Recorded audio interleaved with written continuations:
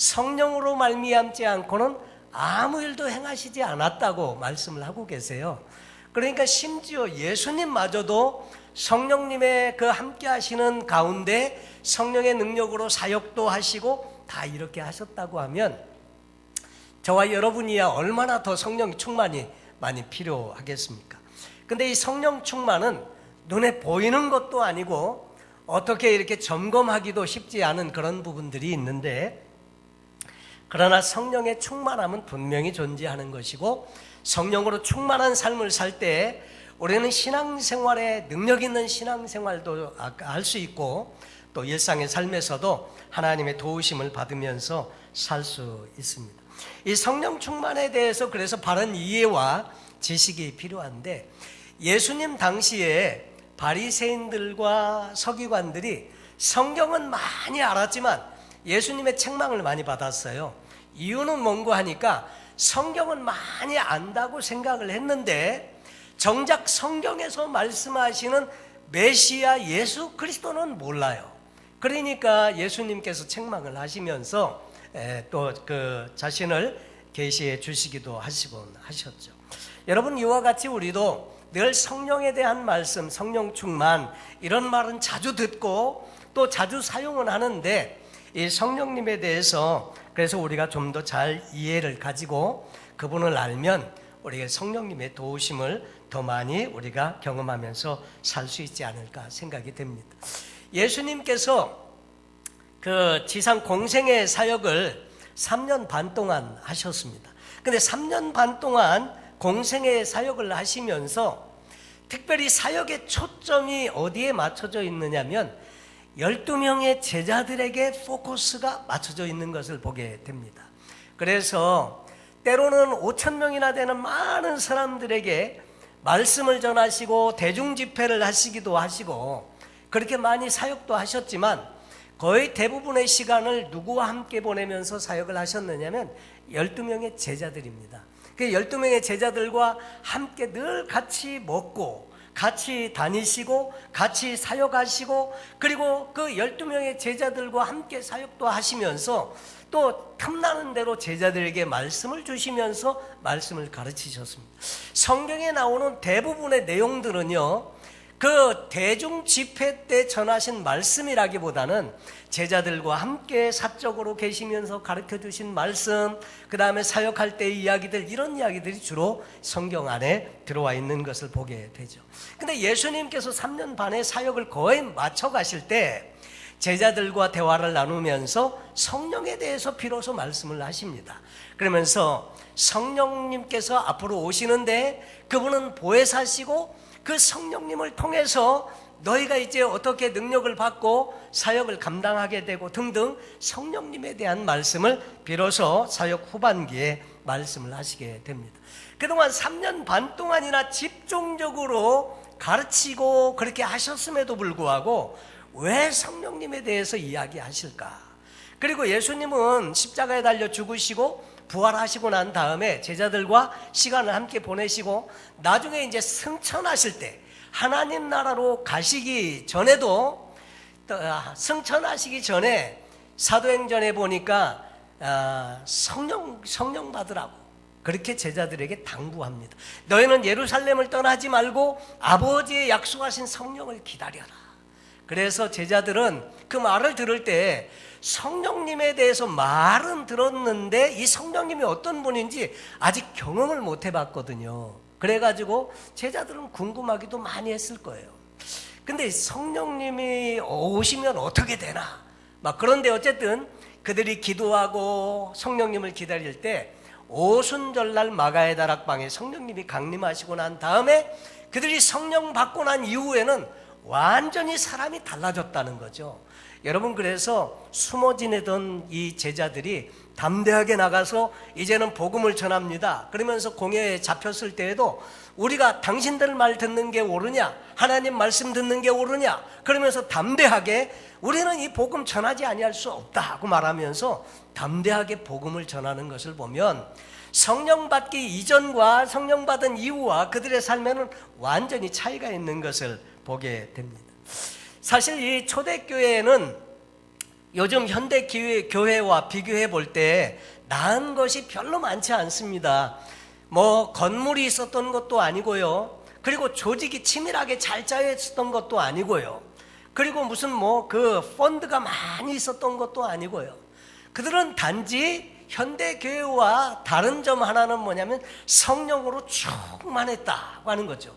요즘 우리는 현대 교회는 건물도 있고 그 다음에 조직도 있고 재정도 있고 뭐 다 갖춰 있고, 그런데 그 초대교회와 비교해 보면 성령 충만이 좀 많이 약화되어 있는 모습 때문에 오히려 우리 초대교회를 통해서 도전을 많이 받게 되는 면이 없지 않아 많다고 하는 이야기를 종종 듣게 됩니다. 오늘 성경 본문은 바울이 이제 그 에베소 성도들을 향해서 말씀을 전하면서 성경을 이렇게 기록해 주면서 권하는 내용 가운데 이런 말씀이 등장을 하는 거죠. 술 취하지 말라. 이는 방탕한 것인데 너희는 오직 성령의 충만함을 받아라. 여러분, 성령의 충만함을 받아라. 이거는 뭐예요? 명령형으로 되어져 있어요. 그러니까 이 성령 충만함을 받는 것은 하나님이 원하시는 일이고 성령 충만은 우리에게 유익한 일이고 그렇다는 이야기를 지금 해주고 있는 거죠. 여기에 보면 술 취한 것과 성령 충만한 것과 대조적으로 이렇게 설명을 합니다. 비슷한 면이 많은데 다른 게 있다는 거죠. 술 취한 것과 성령 충만은 비슷하면서도 다른 것이 있대요. 그래서 이 본문의 내용을 보면 그 술 취함과 성령 충만에 대해서 이야기하면서 이렇게 말해 줍니다. 앞부분은 이제 술 취하지 말라, 뒷부분은 오히려 성령 충만을 받으라. 그런데 술 취한 거는 외부로부터 술이 몸 안으로 들어와서 결국 술이 충만해지면 술이 사람을 지배해요. 그래가지고 술김에 어떤 사람은 평소에 그 과장님한테, 직장 다니는 계장이 과장님한테 불만이 많았는데 평소에는 소심하고 그래서 말 못하다가 술 취하고 나니까 막 간땡이가 분다고 하죠. 그래갖고 겁이 없어지고 그래갖고 과장한테 막 고함을 지르고 막 이렇게 한다는 거예요. 깨어나면 정신 차리면 싹싹 빌기도 하고. 그러니까 술 취하면 겁이 없어지는데 성령 충만하면 담대해져요. 그래서 막 복음을 막 전하지 않을 수 없다 막 이렇게 하기도 하고. 그런데 술이 지배하는 것이 있는가 하면 성령 충만은 성령이 지배를 해요. 충만거리니까 양적으로 충만한 것으로 우리가 많이 흘러넘치는 의미로 많이 생각이 되는데 온전한 지배를 받는다는 의미가 있어요. 성령 충만은 성령에 의해서 지배를 받는 것이죠. 술 취함은 술에 의해서 지배를 받는 것이고요. 그래서 술 취함은 술이 육체를 주관하는 것이고 성령 충만은 성령님이 우리의 영과 육체를 주관하는 것이고. 근데 오늘 본문은 술 취한 거는 방탕한 것이고 성령 충만은 거룩한 것이고, 이게 다르다 이거예요. 술 취한 것은 방탕한 거예요. 되게 오래전에 사할린에 갔더니 문제가, 가정에 많은 문제가 있어요. 평균 3번 정도 이혼을 하시고 사는 게 힘들고 늘 어렵고 문제가 많더라고요. 사할린에 보니까. 왜 문제가 시작이 됐나 가만히 보니까 겨울이 길거든요. 겨울이 긴데 추우니까 러시아에 있는 분들은 알코올을 많이, 보드카를 많이 마시는데 술을 먹는 게 문제예요. 술 먹으면 자꾸 이제 타락한 쪽으로 빠지게 되고 그 다음에 가정에 문제가 생기고 그러면서 여러 가지 어려운 일들이 참 많이 일어나게 되더라고요. 그래서 처음에 한국에 선교사님들이 왔었을 때 술을 금했던 것도 그런 이유였지 않나 이런 생각을 갖게 됩니다. 근데 술 취한 것은 방탕한 거고 성령 충만은 거룩한 것이어서 오히려 권장할 만한 일이다 하는 거죠. 술 취함은 술의 공급이 끊어지면 깨어나고, 성령 충만도 성령 충만함이 약화되면 성령의 지배에서 점차 성령의 충만한 역사가 중지되는 면이 있습니다. 술 취함은 내가 술을 마심으로 취하는 것이지만 성령 충만을 받는 것은 하나님께 은혜를 구할 때 하나님께서 우리에게 선물로 주시는, 그리고 내 안에 계신 성령님께서 온전히 나를 주장하시는 복된 부분들이 많다고 하는 거죠. 여러분, 성령 충만한 성도의 삶은 참 유익한 것입니다. 성령으로 충만하면요, 내 안에 있는 상처도 극복할 수가 있고요, 성령으로 충만하면 내 안에 성령님의 임재가 가득해서 어떤 어려움도, 어떤 문제가 있더라도 이것을 잘 극복하면서 나갈 수 있기 때문에 성령 충만한 것은 우리 모두에게 참 필요한 그런 요소가 있다고 하는 거죠. 이 성령 충만한 삶을 살아갈 때 성령님께서 내 안에서 나를 주장하시기 때문에 하나님의 기쁘신 뜻대로 살 수 있을 뿐만 아니라 그분의 능력을 공급받아서 이제는 살아갈 수 있게 된다고 하는 거죠. 요즘 나오는 자동차들은 대개 이제 차들이 많이 좋아졌어요. 옛날에는 파워 브레이크, 파워 스티어링 이런 것들이 별로 없어가지고 운전하기가 힘들었는데 요즘은 편하게 그 자동차 안에서 힘을 공급해 주어서 핸들도 부드럽게 돌릴 수 있고 다 그렇게 운전을 하지 않습니까? 성령님이 우리의 삶을 도우시고 그렇게 하면 능력 있는 삶도 가능하게 된다고 하는 거죠. 그래서 성령 충만은 우리에게 필요하고, 그래서 오늘도 그 성령의 충만한 인도함을 받고 살라고, 그래서 하나님은 우리에게 성령의 충만한 삶을 권유하고 있다고 하는 거죠. 구약 성경에도 성령님은 계셨습니다. 구약에도 성령님은 계셨는데 구약에 오신 성령님은 오셨다가 사역을 마치시고는 그냥 가셨어요. 그런데 신약에 오신 성령님은 예수 그리스도를 영접할 때 내 안에 들어오셔서 함께 사시는 분이세요. 그래서 내주하시는 성령님 이렇게 말씀을 하게 되는데, 성령님이 나와 함께 더불어서 살고 계시면서 내 삶을 인도하죠. 근데 구약 시대에도 보면 성령님께서 일하시고 역사한 내용들이 많은데, 한 번은 스가랴 선지자에게 이런 말씀을 하나님이 주십니다. 여호와께서 수룹바벨에게 하신 말씀이 이러하니라. 만군의 여호와께서 말씀하시되 이는 힘으로 되지 아니하며 능력으로 되지 아니하고 오직 나의 영으로 되느니라. 이 수룹바벨이 한 일 중에 가장 잘 알려진 그 일이 무엇일까요? 성전을 재건한 일입니다. 솔로몬 성전이 완전히 황폐된 다음에 그 바벨론에 의해서 유대 나라가 멸망을 당하고 포로로 끌려왔다가 70년 만에 다시 예루살렘으로 돌아왔죠.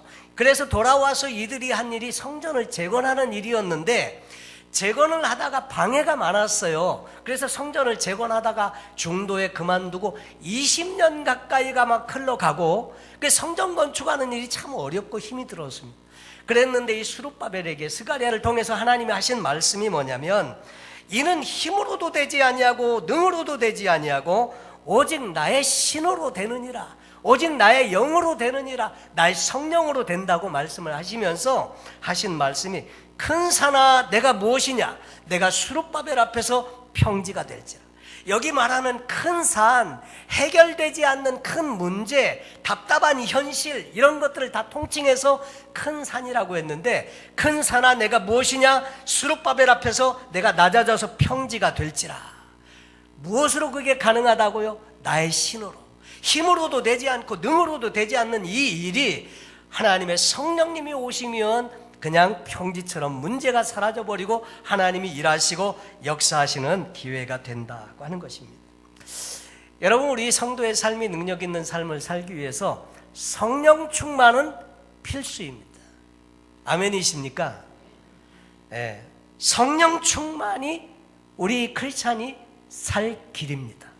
그래서 항상 내 안에 성령으로 충만한가를 점검해 보셔야 됩니다. 물론 우리는 과거에 충만했던 적이 있죠. 한국에서 미국에 오신 분들 치고 왕년에 한 가닥 안 하신 분들이 별로 없으시더라고요. 다 굉장했던 분들인데, 여러분 우리도 왕년에 성령 충만 다 받아본 경험들이 있는데, 중요한 것은 지금 충만한가 하는 거예요. 성령님이 지금 충만한가, 나에게 지금 충만한가. 자동차도 보면 배터리가 있습니다. 이 배터리는 이게 그 전기를 담고 있는데, 시동을 걸 때 이 배터리가 전기 에너지를 공급해줘서 그 스타팅 모터를 돌려주고, 그래서 엔진이 돌아가게 되죠. 근데 이 그 건전지 그 배터리를 늘 리차지 시켜주는 시스템이 있는데 그것이 제너레이터라고 하는 거죠. 엔진이 돌아가게 되면 전기를 발생시켜서 다시 그것을 배터리에다 충전을 시켜주고 항상 일정량의 전기가 충전이 되어 있어야 필요한 전기를 통해서 자동차를 움직이고 한다는 거죠. 여러분, 마치 우리의 삶에도 성령님의 충만함이 항상 충만하게 있을 때 그 충만함으로 우리는 그 성령님의 인도함을 받으면서 지낼 수 있는데, 과거의 충만도 귀하고 필요하지만 지금 충만, 지금 나의 삶에 성령의 충만함이 있는가 하는 거죠. 성령 충만이 떨어지면요, 영적인 삶을 살던 사람도 옛날로 돌아가 버리는 경우가 있더라고요. 참 안타까운 그런 일이었는데, 그 전에 LA 다운타운에 제가 이렇게 전도사로 한 30년쯤 전에 사역을 할 때 마약하는 사람들이 가끔 있었습니다. 그래서 처음에는 좀 도와주기도 했는데 가만히 보니까 돈을 주면 가서 마약을 다시 하고, 그래서 돈을 안 주고 음식을 사주고, 그리고 한 번은 어떤 젊은 청년인데 그 파킹랏에 쫓아오면서 돈을 좀 달라고. 그래서 제가 그랬어요. 왜 마약을 하시냐고. 그랬더니 주변을 두리번거리더니 제게 조용히 말해요. 그래서 마약이라고 하지 마세요. 그래서 아니 그럼 뭐라고 하냐고 그랬더니 그냥 약이라고 하세요. 아니 마약하는 거하고 그 마약을 마약이라고 하죠. 예? 근데 자기도 그게 그런가 봐. 근데 어떤 분이 마약을 했는데 이분이 정말 그 마약에서 벗어나기 위해서 애를 많이 썼어요. 그래서 기도원에 와가지고 막 금식도 하고 기도도 하고 막 그러면서 기도원에서 막 기도하고 그러면서 이겨보려고 애를 많이 썼는데, 마약을 하시는 분들 이야기는 보면 한 40일 정도까지는 그럭저럭 견딘대요. 근데 40일이 지나면 몸이 계속 마약을 땡기기 때문에 마약을 또 찾게 되고 또 찾게 되고 한다고 하는 거예요. 여러분, 공항에 이렇게 그 짐 검사할 때 개를 통해 갖고 마약을 이렇게 한번 이렇게 돌잖아요. 그 개가 그 마약 냄새를 찾아요. 근데 그런 이야기가 있더라고요. 맞는 이야기인지는 확인을 못 해봤지만 그 개에게 마약을 투여한대요. 그러니까 이 개가 마약이 이제 자기가 필요하니까 그 자꾸 다니면서 가방 안에 마약을 찾는다는 그런 이야기예요. 근데 어쨌든 이게 40일 정도를 그냥 지내고 어떻게 해갖고 1년 동안 기도원에서 지내면서 마약을 다 끊었어요. 그리고 이분이 하나님의 은혜를 받고 그리고 나서 신학교를 가고 나중에 이제 주의 종이 돼서 선교사로도 헌신을 잠시 했다가 다시 LA 돌아와서 무슨 사역을 했느냐면 마약하는 형제들을 찾아다니면서 이 청년들을 위해서 사역을 했어요. 그리고 그 청년들을 마약에서 떠나도록 이렇게 했는데, 그 이후에 한참 후에 들려오는 소식이 좀 슬픈 소식이 들려왔어요. 그 내용은 뭐냐니까, 이렇게 해서 하나님의 은혜로 마약도 끊고 그 다음에 주의 종이 돼서 마약하는 사람들을 선도하고 이렇게 하던 분이 어느 날 성령 충만이 떨어지고 이렇게 하다 보니까 다시 마약에 손을 대게 되고, 그래서 그 전 형편보다도 더 형편없이 떨어졌다는 그런 이야기를 들 때 얼마나 마음이 아픈지요. 여러분, 사실 우리 안에 성령 충만이 떨어지게 되면 역시 우리도 옛날 삶의 방식으로 돌아갈 수 있는 그런 가능성이 얼마든지 많다는 겁니다. 그래서 항상 우리는 성령의 충만함을 받고 성령님의 도우심을 받으면서 살아야 죄도 이기고 살 수 있고 하나님의 기뻐하시는 그런 능력 있는 성도의 삶도 살 수 있고, 그래서 성령 충만함은 우리 크리스찬들에게 없어서는 안 되는 절대적인 아주 꼭 필요한 필수 요소다 하는 거죠. 목회자들 사이에는 그런 말이 있답니다. 성령 충만 없이 사역하라 그러면 그것처럼 욕이 없다는 이야기, 그런 이야기를 누가 하시더라고요. 성령 충만은 주의 종에게만 필요한 게 아니고요, 사역하는 사람에게만 필요한 게 아니고 우리 모두가 다 필요한 것인데, 성령 충만도 알고 다 하지만 정말 나는 충만한 삶을 살고 있느냐의 문제는 별개 다른 문제다 하는 거죠. 그래서 오늘 성령 충만이 과연 내 삶에 지금 성령 충만이 있는지, 만약에 성령이 좀 이렇게 충만치 못하다 그러면 오늘 말씀을 통해서 다시 한번 자신을 점검하고 충만한 삶으로 리커버리가 되기를 바랍니다. 성령 충만한 삶을 살기 위해서는 예수 그리스도가 내 안에 계셔야 해요. 그래서 이 성령님은 예수 그리스도를 증거하는 영이시고요, 예수 그리스도를 전하도록 하는 영이고요, 복음의 말씀을 깨닫게 하시는 분이시고요. 그래서 성령님의 그 영감을 받아서 성경을 기록을 했다면, 지금은 성령님의 조명을 받아서 성경을 해석하고 성경을 보면서 하나님의 뜻을 발견하게 되고, 성령님은 우리에게 절대적으로 필요한데, 그래서 예수 그리스도를 증거하는 영이 바로 성령님이시기 때문에 예수 그리스도를 내 안에 구세주로, 그리고 나의 주인으로 영접을 하고 그 예수 안에서 머물러 있을 때 성령의 충만함을 받을 수 있다고 하는 거죠.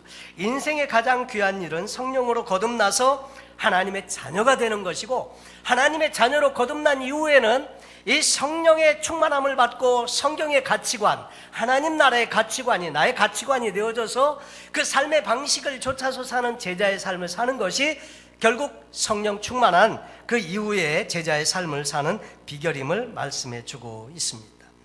여러분, 그래서 예수 안에 충만하게 우리가 머물러 있는 일이 필요하고, 성령님은 그리고 인격체세요. 하나님이세요. 성령님, 그러면 어떤 파워, 능력, 물론 그 파워와 능력도 있지만 성령님은 인격체이신 하나님이세요. 그래서 인격체이신 하나님은 환영하고 인정하고 모셔드리는 일이 필요합니다. 성령님은 강도나 도적은요, 환영하지 않아도 와요. 근데 성령님은 인격체이심으로 환영하고, 그래서 저도 아침에 일어나면 기도할 때마다 성령님 환영합니다, 인정합니다, 모셔드립니다, 제 안에 충만하게 임하시고 오늘 하루도 성령님의 인도함을 받게 해주세요, 이렇게 기도를 하곤 합니다. 여러분, 그 성령님은 파라클레토스라고 하시잖아요. 돕는 자, 위로자, 대언자, 상담자, 변호자, 그 다음에 가디언이라는 뜻도 있고, 근데 그분이 나와 함께 하실 때 그분은 하나님이신 거로 정말 우리의 삶을 잘 인도해 가실 수 있는 그런 분이십니다. 그래서 성령님을 마음속에 간절히 사모하는 마음으로 환영하고 인정하고 모셔드리는 일이 우리에게 필요하다는 거죠. 술 취하지 말라, 이는 방탕한 것이니 오직 성령의 충만함을 받아라. 그렇게 바울이 말할 그 당시에는 그 이교도들의 그 자신들의 섬기는 우상을 섬길 때 제사의 의식 가운데 그런 부분들이 있었습니다. 자신들의 신과 빨리 만나기 위해서 술 취하게 하는 일들이 있었어요. 한국에 있을 때 그 TV 선전 여러분 기억하십니까? 활력을 마시자.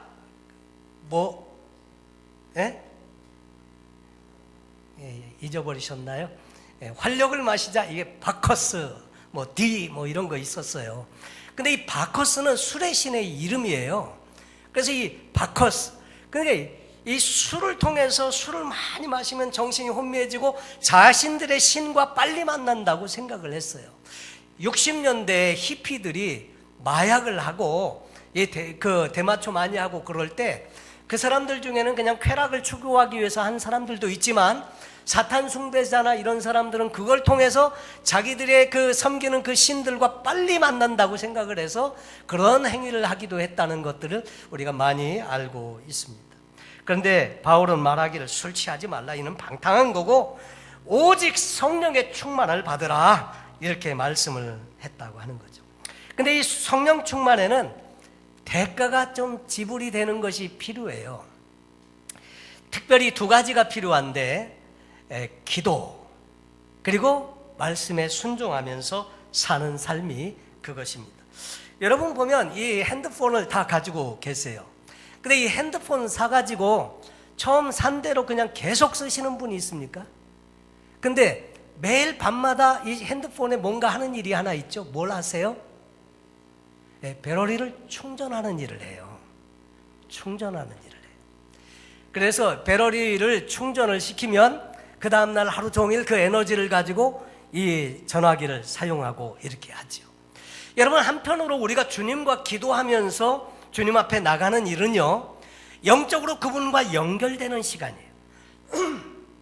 말씀을 통해서 기도를 통해서 그 하나님과 연결되면서 그분의 충만한 은혜를, 그분의 또 이렇게 그 성령의 충만하신 그 능력을 내가 공급받는 시간이 바로 주님과 함께하는 기도의 시간이고 큐티의 시간이고 그렇다는 거죠. 그래서 예수님도 보시면 늘 보면 그렇게 식사할 겨를도 없으시는데 밥 먹을 시간도 없으신 그분이 꼭 하시는 일이 있어요. 따로 한적한 곳에 가셔서 기도하시더라. 그런 그 내용들이 성경에 종종 등장을 하죠. 여러분, 사람에게는 순환이라는 것이 있습니다. 좋은 일이 반복적으로 일어나게 되는 일을 우리는 선순환이라고 해요. 어떤 일의 결과가 그 다음 일의 원인이 되고, 그래서 그 일의 결과가 좋게 맺어지는데 그 결과는 또 다음 일의 원인이 되고, 그래서 계속 반복되면서 돌아가는데 이것을 선순환이라고 해요. 근데 어떤 경우는 거꾸로 악순환이 있어요. 어떤 일의 결과가 그 다음 일의 원인이 돼. 그래가지고 좋지 않은 일이 또 좋지 않은 일을 낳고, 좋지 않은 일의 결과가 더 좋지 않은 결과를 낳고, 이렇게 돌아가는 것을 우리는 악순환이라고 해요. 그런데 악순환으로 돌아가는 것을 어떻게 선순환으로 바꿀 수 있냐? 여기에는 하나님의 은혜와 능력이 필요하다 이거죠. 그래서 성령의 능력이 오면 변화가 오게 되고 이 악순환의 고리를 끊을 수가 있고요, 선순환으로 하나님의 축복하시는 인생으로 바꾸는 일이 가능한데, 그 일이 어떻게 가능하냐? 기도를 통해서 성령의 충만함이 오면 그 일이 가능하다고 하는 것입니다. 여러분, 그래서 우리 기도할 때 성령께서 충만하게 임하시고, 그래서 우리의 삶에 하나님의 능력이 비로소 나타나게 된다. 그래서 기도할 때 무엇을 기도할까? 때때로 우리는 하나님 앞에 잘못 행하는 것이 있으면 회개도 하잖아요. 성령님은 영어로 말하면 Holy Spirit이거든요. 그러니까 거룩하신 분이세요. 그러니까 거룩하신 분이기 때문에 우리가 거룩할 때 성령님이 우리 안에 충만하게 임재하시고 일하시고 역사하시게 됩니다. 그래서 성경에 보면 내가 거룩하니 너희도 거룩해라, 그렇게 말씀을 하시죠. 그래서 어떤 일을 할 때 때로는 뭐 살다 보면 이런 일 저런 일이 있어도 가끔 생각을 하게 되지 않습니까? 이 일이 성령님이 기뻐하시는 일일까? 아니다. 그러면 그냥 끊는 거고요. 그러면서 우리가 이렇게 살게 되죠. 성령께서 내 안에 충만하게 임하시도록 기도하는 일이 필요합니다. 야고보서 4장 2절에 보면 너희가 얻지 못함은 구하지 아니함이요, 구하여도 받지 못함은 정욕으로 쓰려고 잘못 구하기 때문이다. 그런 말씀이 있죠. 사실 기도는 하나님께서 우리에게 하나님의 영적인 자원을 주시기 위해서 주신 특별한 하나님의 배려입니다. 그래서 기도할 수 있는 것은 특권이기도 하고요. 그래서 예수님의 제자들이 예수님이 늘 기도하는 모습을 봤는데, 예수님이 기도하시기를 마치니까 어느 제자가 찾아와서 이렇게 말했습니다. 주여, 요한이 자기 제자들에게 기도를 가르쳐 준 것처럼 우리에게도 기도를 가르쳐 주세요, 요청을 드렸을 때 예수님께서 너희는 이렇게 기도해라. 하늘에 계신 우리 아버지요, 이름이 거룩히 여김을 받으시오며. 그냥 주기도문을 가르쳐 주셨습니다. 그리고 주기도문을 가르쳐 주신 다음에 또 이르시되, 그리고 그 기도에 대한 내용이 나왔기 때문에 또 기도에 대해서 레슨을 주시면서 강청하는 기도에 대해서 이야기를 하십니다. 어떤 사람이 그 밤중에 친구가 찾아왔는데 그 친구에게 먹일 떡이 없다. 그러니까 떡 3덩이만 빌려달라. 다른 친구를 찾아가서 밤중에 떡을 구하는 이야기 내용이 성경에 나와 있습니다. 팔레스타인은 밤중에 여행을 주로 많이 한다 한 이유는 뭐냐면 낮에는 너무 더워서요, 다닐 수가 없어요. 그래서 깜깜한 밤중에 주로 여행을 했는데 자려고 하는데 친구가 찾아온 거예요, 그 밤중에. 근데 뭐 냉장고가 있습니까? 뭐가 있습니까? 아무것도 없잖아요. 근데 이제 먹일 그 밥이 없다 이 말이죠. 그래서 친구 집에 가서 남은 거 있으면 좀 달라. 그랬더니 우리 다 누웠고 그 다음에 줄 수 없고 불도 다 꺼졌고 못 준다. 그랬더니 계속 강청하기 때문에 결국 일어나서 내줄 수밖에 없다. 그러면서 강청기도에 대한 내용을 이야기했습니다. 주십니다. 그러면서 내가 너에게 이르노니 구하라 그러면 너에게 주실 것이요 찾으라 그러면 찾아낼 것이고 문을 두드리라 그러면 너에게 열릴 것이니 구하는 이마다 받을 것이요 찾는 이가 찾아낼 것이요 두드리는 이에게 열릴 것이니라 그랬습니다. 여러분, 그러면서 너희 중에 아버지 된 자로서 누가 아들이 생선을 달라 하는데 생선 대신에 뱀을 주며 알을 달라 하는데 전갈을 주겠느냐? 너희가 악할지라도 좋은 것으로 자식에게 줄 줄 아는데 하물며 너희 하늘 아버지께서 구하는 자에게 좋은 것을 주시지 않겠느냐? 마태복음에는 좋은 것을 주시지 않겠느냐 되어 있는데 누가복음에는 구하는 자에게 성령을 주시지 않겠느냐 이렇게 되어져 있습니다. 그러니까 성령님이 우리 안에 함께 하시는 것은 좋은 일이고요, 성령님이 함께 하실 때 우리에게는 정말 놀라운 하나님의 축복에 동참하게 된 그런 놀라운 하나님의 은혜가 임한 것이다 하는 거죠. 사실 기도는 하나님의 약속이고요, 기도할 때 하나님은 일하시고 역사하시는데, 그렇다고 하면 정말 이것을 믿는다면 왜 우리가 좀 더 기도하는 데 시간을 투자하지 못할까, 이런 생각을 좀 갖게 되죠. 여러분, 성령의 충만한 삶을 원하신다면 하나님과 함께하는 시간을 좀 더 가지시기 바랍니다. 대가를 기꺼이 지불하시고 정말 하나님과 함께하는 시간들을 통해서 오히려 하나님의 풍성한 은혜를 공급받게 되면 그 성령님이 나를 주장하셔서 정말 내 안에 우리가 감히 생각도 못하는 그런 일들을 하게 하시고 우리의 삶을 이끌어 가신다는 것입니다. 제가 인터넷을 이렇게 보다가 그 모카탐 쓰레기 마을에 대한 내용을 이렇게 보게 되었습니다. 이집트 카이로에 모카탐이라고 하는 지역이 있는데 쓰레기 마을로 유명합니다.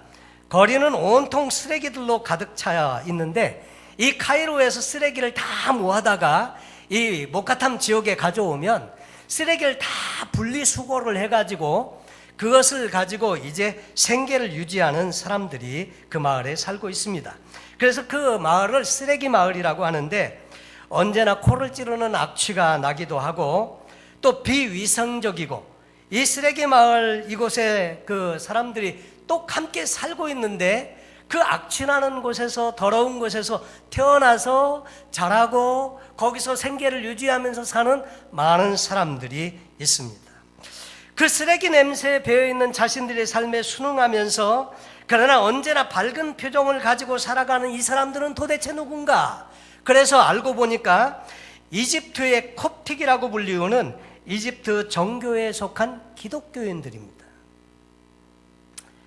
이 콥틱 이집트의 기독교인들은 이집트가 그 모슬렘에 의해서 완전히 그 무슬림 국가로 바뀌어 버렸습니다. 85% 이상이 무슬림이고 그 중에 나머지 15% 정도가 기독교인들이라고 하는데, 사실 무슬림은 이제 그 중동 지역에 많이 퍼져가면서 초기 복음이 전해졌던 기독교인들이 많이 있었는데 박해하고 죽이고 해서 기독교인들은 많이 사라졌습니다.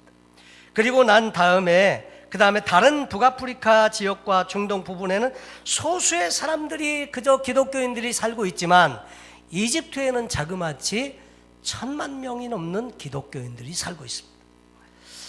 그 7세기의 이슬람의 확장을 통해서 이슬람 국가가 된 이집트는 기독교 말살 정책에 의해서 박해와 차별에도 불구하고 이들은 1300년 이상이나 기독교 신앙을 지금 지켜오고 있습니다. 그 이슬람 교조로 그 개종은 허용되지만 기독교인으로 개종되는 것은 허락을 안 해요. 그러니까 차별이 있다는 거죠.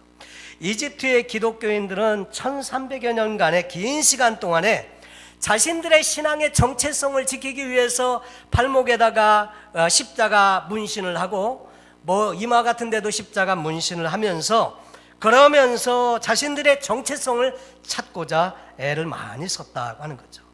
그렇게 그 이집트 그 안에 있는 무슬림 지역에서 기도 소리가 왕왕거리고 나는 지역에 살면서도 자기 집에 십자가를 그렸다고 하는 거죠.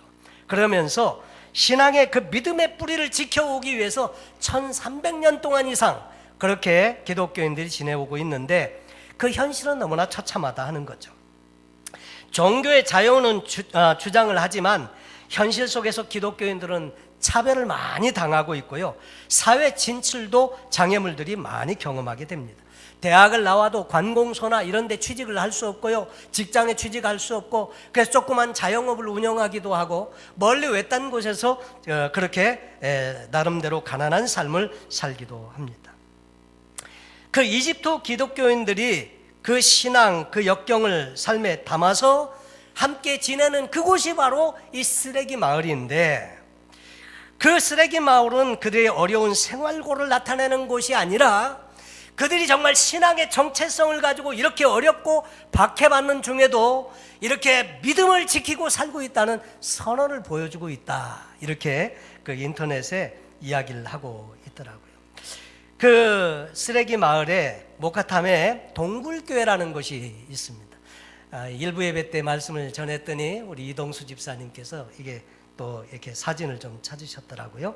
근데 이 모카탐 동굴교회가 그 쓰레기 마을 거기에 있는데, 크고 하얀 돌산에 파인 부분을 갖다가 예배 장소로 만들어 가지고 교회를 쓰는데 15,000명이 수용하는 큰 장소입니다. 중동 지역의 최대의 교회라고 하는데, 이 동굴교회 그 위 암벽에는 예수님의 삶과 사역, 부활과 재림에 대한 거대한 성화와 성구들이 새겨져 있습니다.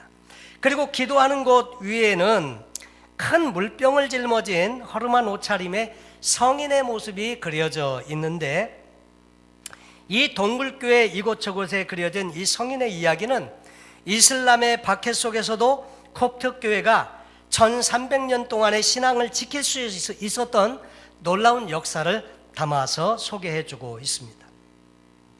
이집트가 주 640년경에 이슬람에 의해서 지배를 받게 되었는데, 그 300년 동안 기독교는 암흑기기를 맞으면서 큰 핍박과 박해가 있었습니다.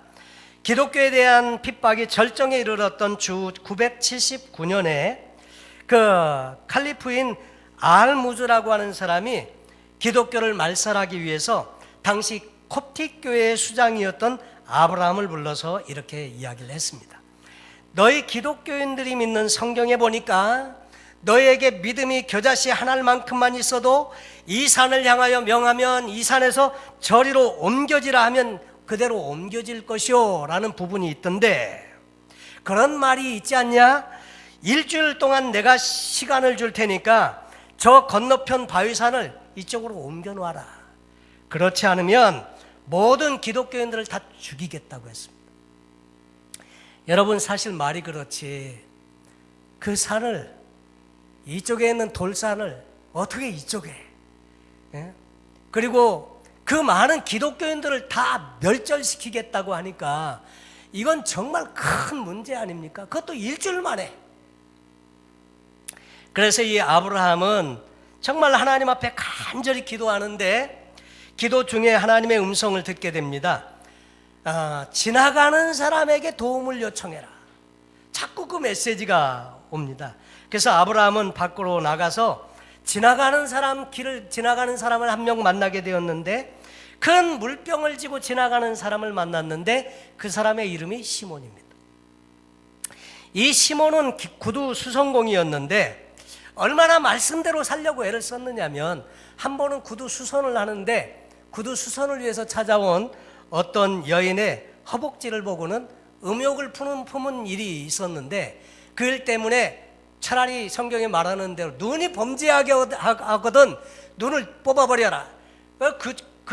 그대로 그냥 자기 눈을 찔러버렸어요. 그래갖고 한쪽 눈이 멀게 되고 한쪽 눈만 가지고 살고 있는데, 이 그 물동이를 지고 다니면서 고아나 과부나, 그래도 또 물이 정말 필요한데 물이 없어서 고생하는 사람 만나면 물을 공급해 주느라고 물병을 지고 다니는 사람이 바로 이 사람이었다고 하는 거죠. 아브라함은 그 시몬에게 성령의 음성을 따라서 들은 대로 그 내용을 설명을 해줬습니다. 하나님 말씀이 이렇다. 그리고 지금 우리가 처한 환경이 이렇다. 나와 함께 기도해 주지 않겠냐. 그랬더니 시몬은 대답하기를 자기는 그냥 평범한 그냥 기독교인일 뿐이라고 거절을 합니다. 워낙 그런데 이 아브라함이라고 하는 그 콥틱 교회의 지도자가 간절하게 요청을 하기 때문에 할 수 없이 허락을 하고 모든 콥틱 교회의 성도들에게 금식을 선포하고 같이 기도를 하게 되었다고 하는 거죠. 그 일주일이라고 하는 시간이 거의 차가게 되고 칼리프는 모든 기독교인을 죽이기 위해서 군대와 함께 진을 치고 이제 기다리고 있고, 한편 아브라함과 시몬과 모든 기독교인들은 자신을 죽이려고 하는 그 군대들을 마주한 채 하나님께 기도를 드리고 있었다고 하는 거죠. 죽음의 긴장이 감도는 그 기도 소리가 정말 절절하게 채워지고 있을 때 갑자기 큰 소리가 들리면서 그 큰 바위산이 그 소리가 나면서 그냥 마치 사람이 뚜벅뚜벅 걸어가듯이 산이 옮겨지게 되었다고 하네요. 여러분도 잘 못 믿으시나요? 이 산이 옮겨지는데 한국말로 뚜벅뚜벅 이런 의성어, 의태어 이런 표현하는 말인데, 그 이집트 말로 까땀이라고 하는 말이 그 뚜벅뚜벅을 의미하는 그런 단어인데, 그래서 큰 산이 마치 사람이 그렇게 걸어가듯이 옮겨져 가지고 모든 사람이 보는 앞에서 옮겨졌다는 거예요. 그래가지고 모카탐이라고 하는 지명이 그 까땀이라고 하는 말 때문에 생겨나서 그곳 지명이 되었다고 하는 거죠. 그 사건을 통해서 이집트의 기독교회는 극심한 박해 가운데도 신앙을 인정받을 수가 있게 되었고, 많은 무슬림들이 오히려 개종하는 기회가 되었다고 이렇게 전해져 내려오고 있습니다. 그래서 그 이슬람 그 무슬림들이 죽이기 위해서 군대를 이끌고 왔는데 차마 죽일 수는 없었고, 그래서 조건을 겁니다. 대신 너희가 예배는 드리고 다 하되 한 가지 조건이 있다. 전도는 하지 마라. 복음을 전하는 일은 교회 안에서만. 그런데 어떻게 지금 1000만 명이나 되는 그 기독교인들이 여태까지 현존하고 있나? 그들은 자기 자식들을 낳아서 자식들에게 신앙을 전수시켰다고 하는 거죠. 그래서 지금 1000만 명이나 되는 크리스찬들이 이집트의 콥틱 교회에 남아있다는 그런 이야기인 것입니다. 여러분, 박해 속에서도 이 모카탐의 이 시몬과 그 교계의 지도자들과 그 크리스찬들이 정말 하나님을 의지하고 기도할 때 초자연적인 역사가 일어나게 되었고, 그 일로 말미암아서 그들의 신앙은 인정을 받게 되고 박해에서 살아남을 수 있게 된 이야기를 전해주고 있습니다. 그러면서 그 쓰레기 마을을 많은 사람들이 찾아와서 콥틱 교회 기독교인들의 그렇게 사는 모습을 보면서 눈물을 흘린다고 하는데, 그 글을 써준 그 사람은 뒤에 이렇게 이야기를 기록해 놓고 있습니다. 그러나 곧 그들은 깨닫게 된다. 그 눈물은 그들을 위해 흘려야 할 눈물이 아닌 희미해버린 예수의 흔적을 지닌 우리네 삶을 두고 흘려야 할 눈물임을 알게 된다. 오히려 그들은 생활은 힘들고 박해 속에서 차별도 받고 쓰레기를 뒤지면서 이렇게 살고 있지만 그 신앙을 1300년 이상이나 지켜오고 있는데, 그들을 위해서 눈물을 흘려야 할 것이 아니라 오히려 그 눈물은 희미해져가는 생활의 편리함 때문에 성령 충만을 상실하고 살아가는 요즘 현대 기독교인들을 위해서 흘려야 할 눈물이 아니냐, 이렇게 말하는 것입니다. 사랑하는 성도 여러분, 사실 하나님은 과거나 지금이나 여전히 동일하십니다. 성령의 역사는 초대교회 때나 지금 때나 여전히 동일한 줄로 믿습니다. 1300년 이전에 시몬과 이집트의 콥틱 교회 성도들이 경험했던 그런 놀라운 역사라고 하면 오늘 우리의 삶에도 얼마든지 성령님은 살아계셔서 일하실 수 있음을 믿는 것, 이것이 바로 우리의 믿음 아닙니까? 여러분, 성령 충만은 우리에게 필수입니다. 성령 충만하지 않으면 우리의 마음이 연약해지기 쉽고, 때때로 마귀 사단이 시험을 가지고 찾아올 때마다 넘어지고 자빠질 수도 있는데 성령 충만하면 성령의 능력으로 말미암아 넉넉히 이길 수 있을 뿐만 아니라 성령님의 인도하심 속에서 성령님의 도우심을 받아서 우리도 능력 있는 성도의 삶을 살 수 있다고 하는 것이 오늘 하나님께서 저와 여러분에게 주시는 말씀인 것입니다. 여러분, 성령 충만, 이것은 옵션이 아닙니다. 필수입니다. 성령 충만한 삶을 살아가면서 그래서 이 땅에 우리가 정말 하나님의 영광을 드러내는 그런 아름다운 성도의 삶을 살기를 하나님은 원하시고 계시고, 지금도 우리 안에 이 기도를 통해서 하나님과 친밀한 교제 가운데 들어가서 충만한 하나님의 은혜를 구할 때 성령님은 우리 안에서 일하시고 역사하시고 지배해 주시고 다스려 주셔서 성령님으로 승리하는 삶을 살게 해 주실 줄로 믿습니다. 우리 한번 기도하겠습니다. 하나님 아버지, 하나님이신 분이 우리 안에 들어오셔서 함께 살고 계신다는 것을 우리는 자주자주 잊어버릴 때가 있습니다. 하나님이 우리 안에서 사시는 분, 성령 하나님이신 것을 다시 한번 기억하게 하여 주시옵시고, 이 땅에 사는 동안에 우리에게 물론 필요한 건 많습니다. 물질도 필요하고 건강도 필요하고 삶에 하나님의 공급하심도 필요하고 다 필요하지만 정말 우리에게 필요한 것, 성령 충만인 줄로 믿습니다. 성령 충만을 위해서 하나님과 연결된 삶을 살기를 원하고 그 능력을 공급받아 오늘도 담대한 승리하는 우리의 성도의 삶을 살게 하여 주옵소서. 감사하며 예수님 이름으로 기도하옵나이다. 아멘.